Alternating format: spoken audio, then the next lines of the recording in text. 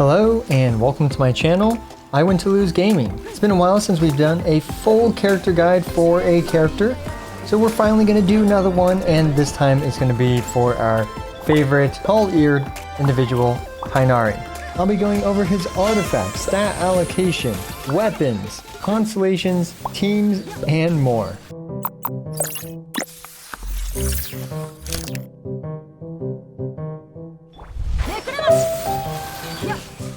With the long-awaited release of Dendro and Genshin Impact, we have a new catastrophic problem, an influx of overgrown weeds. That's where today's sponsor, Manscaped, can save us all. Whether Dendro is infesting your pork whistle, sprouting out uncontrollably from your droop snoot, or overgrowing in the deepest crevices of your meat canyon, Manscaped is here. Manscaped's Lawnmower 4.0 waterproof trimmer sports advanced skin-safe technology, which is sure to reduce nicks and cuts to your precious joystick. Meanwhile, for those deer-elect caves in your droop snoot and head flappers, Manscaped has you covered with their Weed Whacker 4.0 nose and ear hair trimmer. So whether it's a dendro overgrowth down in the gallows or up near your noodle, Manscaped has all the perfect tools for you. The Performance Package 4.0 also comes with a Crop Preserver ball deodorant and the Crop Reviver ball toner spray. Got a musky pair of old basketballs that could use some restoration? That's what these are for. And for a limited time, you'll also get these 2 free gifts: the Shed Travel Bag and a Manscaped Anti-Chafing Boxer Briefs. Go to manscaped.com today and get 20% off plus free international shipping,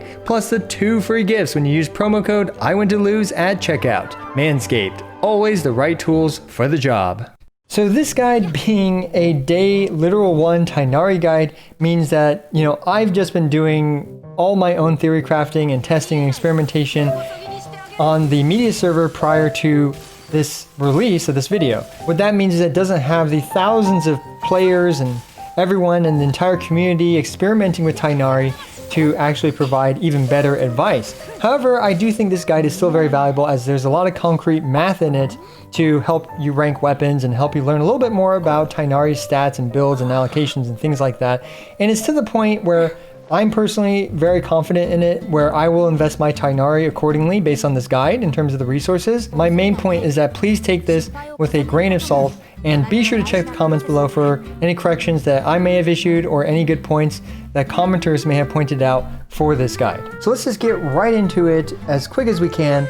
We have his 3 talents. Let's start off with his normal attacks. His normal attacks, physical charge shots, not too remarkable. His level 1 charge shot just fires a single dendro infused arrow, just like most of the other archers. His level 2 charge shot takes a very long time, and after the second blip, you can see that it shoots an arrow and then it shoots 4 cluster bloom arrows. Now, obviously you guys saw how long it took to charge up his level 2 charge shots. One way that is remedied is by his elemental skill. Vijnana Follow Mine, when you chuck it, it reduces the wreath's arrow charging time by 2.4 seconds, and you will get 3 charges of that reduced charge shot buff. So you just press E. Now he has these 3 additional green floaty balls next to him. Now each one charges much more quickly and much more pragmatically. Now, when an enemy is inside this radius, they will also be confused and they'll just kind of attack in random directions. I don't think they hit each other, but they definitely just attack in random directions. Typically not away from Tighnari, but it's not guaranteed that they're not going to hit you. The next thing is his Elemental Burst Fashionier's Tanglevine Shaft. Fashionier's Tanglevine Shaft shoots 6 Tanglevine shafts, and then it has 6 more shafts that follow up to shaft your opponent. So let's go over his internal cooldowns really quick. For his level 1 charge shots, each one applies dendro independent of each other. And now for his level 2 charge shots, the main arrow applies 1 dendro, and then the 4 clusters, from my observations, usually applies 1 dendro. I've had a few scenarios where they apply 2 dendro, but for the most part, it is generally 1 dendro. So for a single E rotation, which is E charge shot, charge shot, charge shot, the E applies dendro once, then each of these charge shots apply dendro twice for a total of 7 dendro applications. Now his Elemental Burst shoots 12 shafts, and each of those shafts have share ICD and they have standard ICD. So in total you will get 4 dendro applications from his Elemental Burst. Why is this important? It's because for this video we're primarily going to be focused on a spread build for Tighnari. What is spread? Basically you have Electro on an enemy, you apply dendro, you have Quicken, and then every single time Dendro hits the enemy from Tighnari, spread is applied, which adds flat damage to Tighnari's damage. For talent level prioritization, for Tighnari, you probably want to do his charge attack first. That way, you know, a lot of his damage comes from his charge attack, and it's not dependent on him having his burst available to output that damage. Then you want to follow that up with his elemental burst, as that does make up a pretty significant portion of his overall damage. Now, do I recommend crowning Tighnari? I actually don't really recommend crowning Tighnari, unless of course he's your main and you want to milk out every bit of damage. Unlike other characters, Tighnari's attacks damage, because he uses spread, is also scales with just the spread damage as well as the damage multiplier. Most other characters, you level up their talent and they just gain that damage. They just gain like 8% damage or whatever. But for Tighnari, when you level it up, because a very large portion of his damage output is from spread, you don't gain as much damage as other characters. So that should provide you guys a hint in terms of how we are going to be building Tighnari. I updated my algorithm to account for all that stuff, so yeah, that took quite a bit of work, which is why this video took longer than I'd like. This damage maximized chart is for a Constellation 0 level 90 Tighnari. His talents are at 10, 10, 10, and he gets 50 Elemental Mastery from his first passive, which is this one right here, when he shoots a Wreath Arrow. Seeing which I did miss his second passive, but his second passive gains 0.06% bonus damage for his charge attacks, as well as his Fashioneers, his Elemental Burst. So if you have 1000 Elemental Mastery, you will hit the cap of 60% bonus damage. Now for the artifact chart, I'm using a Refinement 1 Hunter's Path, which, in case you don't know, this one adds flat damage to his charge attacks for 12 instances based on his Elemental Mastery. At Refinement 1, it is 160% of his Elemental Mastery that gets added as flat damage. So with that out of the way, let's talk about his artifact options. For this chart, the baseline is going to be no artifact set bonuses. Let's talk about his good artifact options. The first one that you probably already have a reasonable set for is the 4-piece Wanderer's Troupe. This provides Elemental Mastery as well as improves his charge attack damage by 35%. Obviously, he is a bow user.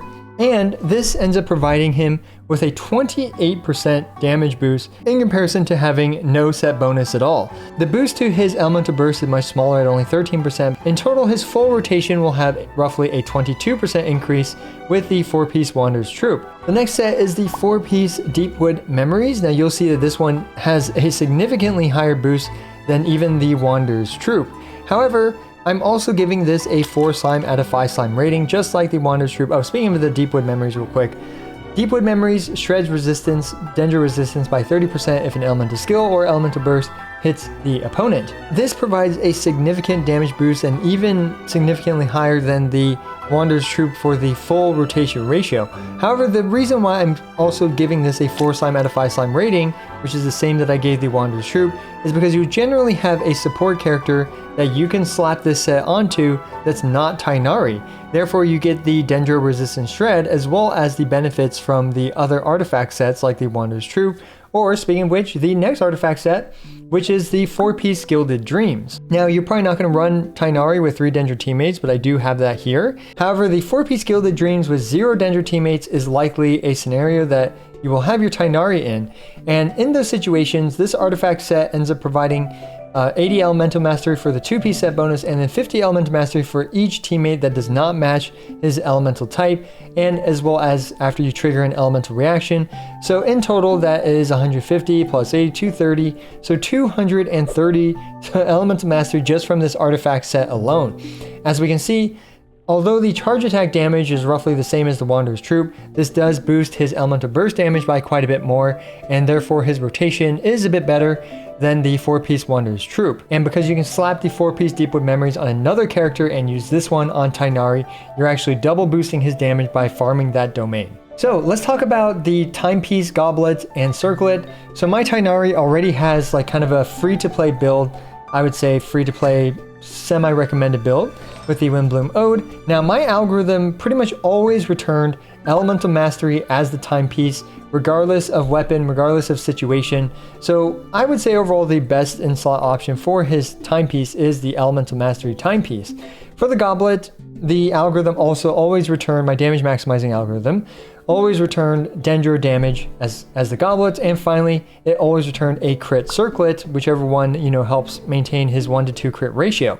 Now, I will quickly talk about substat allocation. Pretty much you want to go for crit, crit, crit, and then you can have a focus on elemental mastery after that. And finally, attack percent rolls are decent as well. And lastly, you can slap in some bonus energy recharge here and there. It's not going to hurt.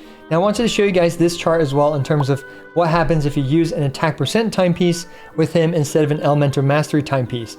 If you're using the Hunter's Path, which heavily favors elemental mastery more than other bows, this will have a much more significant difference in his damage output for his charge attacks. However, for other weapons that are not as heavily focused on elemental mastery, the difference is much smaller. And with the King Squire, which I will switch him over to, with the King Squire, we're only seeing a 4% decrease to his charge attack damage and only a 1% decrease to his elemental burst damage for a 2% decrease to his full rotation ratio. So it's actually not incredibly important for Tighnari if you're not using the King Squire to have an elemental mastery timepiece, but eventually if you do have, these timepieces that are otherwise equivalent but have different main stats, you'd rather use the elemental mastery timepiece on Tighnari in a spread composition.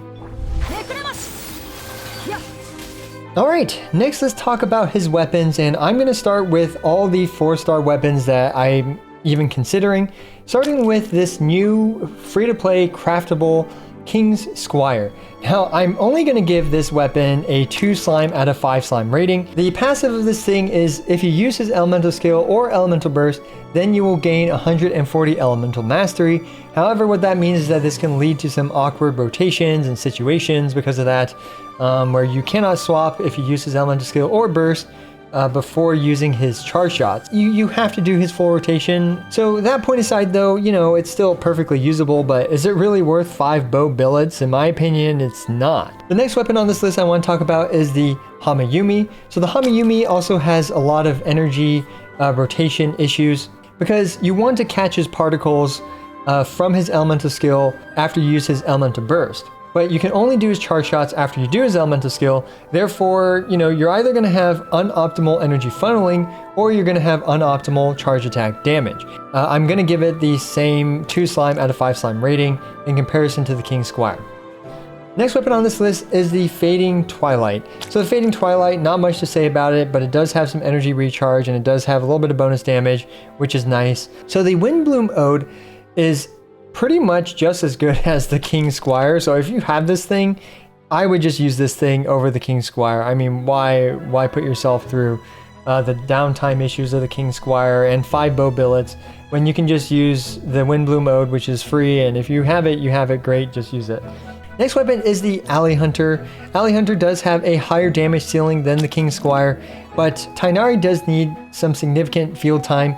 This being an uncommon 4-star weapon means that you probably don't have it at Refinement 5. However, if you do have it at Refinement 5, it is a nice little upgrade. Just do keep in mind, you want to really quick swap with Tighnari. Even if you do his EQ charge shot combo, it's likely that you will be on field for longer than 4 seconds and you'll start to lose that damage buff a bit. So do keep that in mind. The next weapon is the Stringless. Unfortunately, the Stringless does not boost his charge attack damage by much at all, just from the Elemental Mastery increased spread damage. And yeah, that's why it's not necessarily a weapon that I recommend. However, it is extremely simple to use. There's no caveats with it. You just use it. Not a bad weapon from that regard. Also a 2 slime rating. Now, the other weapon I wanted to talk about more extensively is the Sacrificial Bow. Sacrificial Bow is really interesting, especially at Refinement 5, because his elemental skill refreshes, and that means that you can get 2 entire charge attack combos in a single rotation. However, there are a few caveats to this. This does increase his initial rotation damage by 33% over the King Squire, and more importantly, it's a lot of fun and it's great for energy management. However, it can extend his overall duration or kind of rotation to 16 seconds due to the cooldown of the Sacrificial Bow versus the otherwise 12 seconds of just his elemental skill and elemental burst cooldowns. Regardless though, I think this weapon definitely deserves to be tried. More people will have to use it and do some more theory crafting with it to dictate if it's actually better or not than some of the other 4-star options. But if you already have this thing leveled and refined, I would just use this because it's also just a lot of fun to do so many charge shots in a row. But it does make Tighnari more vulnerable and take more field time. Yada yada yada. You guys get the problems with keeping a bow character on field for a prolonged amount of time. Alright, next let's go through his 5-star weapons options. First we have the Hunter's Path, which is I guess his signature weapon. Now this is another one of those signature weapons that I'm not giving a full 5 slime out of 5 slime rating. It is the best option overall for his charge attack damage. However, it doesn't really boost his burst damage much, and most importantly, this weapon is not great on other characters. I mean, it gives a lot of crit rate, which is nice, but most of the characters aren't really going to appreciate the flat elemental mastery bonus damage to their charged attacks. It boosts his overall damage by 15%, which isn't even that much at Refinement 1. Speaking of which, let's talk about the next weapon on this list, which is the Aqua Simulacra. At Refinement 1, for the full rotation based on my at least damage maximizing algorithm and formula, this thing actually does more damage for that full rotation than the Hunter's Path. It's only a few percentage points weaker than the Hunter's Path for his charge shots as well. So you can see where I'm kind of getting at this. And as such, I'm also giving the Aqua Simulacra a 4.5 slime out of 5 slimes. In particular, one of the biggest reasons is that this weapon is incredible on other bow characters. It's one of the best weapons. It's the best weapon on one of the best characters in the game, Yelan. It's a great weapon on Ganyu. It's a great weapon on Child, so on and so forth. Right, you can use this weapon on other bow characters, not just Tighnari. So the next weapon is the Polar Star. This is one of those really well-balanced, well-rounded bows. However, for Tighnari, I should have checked prior to making this video if his burst snapshots. Because if it doesn't, then 11 out of the 12 things can actually get 4 stacks. But I'm assuming that it does snapshot when you cast it, and if that's the case, that means that you won't be able to get 4 stacks on his elemental burst, which is why I've crossed out that line. Someone down in the comments below confirm if his elemental burst snapshots. That'd be great. The next weapon is the Amos bow. So I'm going to try to keep this explanation short, but basically the first wreath arrow that you shoot does not get any fly time bonus really. However, the 4 wreaths get fly time bonus. But what that means is that one of the not only arrows as well as the spreads doesn't get the bonus, and then for the wreaths plus one of the spreads gets the bonus. So the math for this is pretty messy, and I didn't account for this when I first made this chart, so I had to redo it just for the Amos bow, which is pretty annoying. You can see that it does provide a small gain in comparison to 4-star options like the King Squire for his wreath bow, which is, it's okay, but overall it's not great. But because it's an unconditional, no-nonsense bow for Tighnari, I'm giving this a reasonable 2.5 slime out of 5 slime rating. Next 2 weapons are the Thundering Pulse and the Skyward Harp. These 2 weapons just give a very nice amount of stats. Now the last weapon that's really interesting, and it's the most speculative weapon for me on this list, is the Elegy for the End.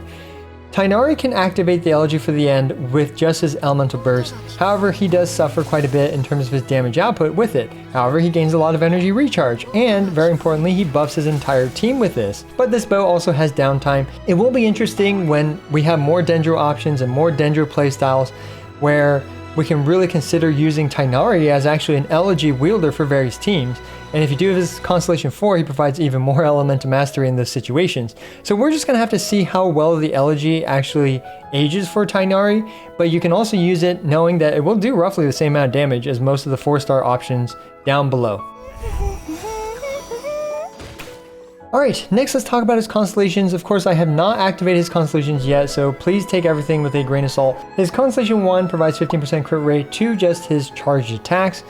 This of course messes up the crit ratio a bit for his elemental burst, but it does improve the crit ratio for his charge attacks.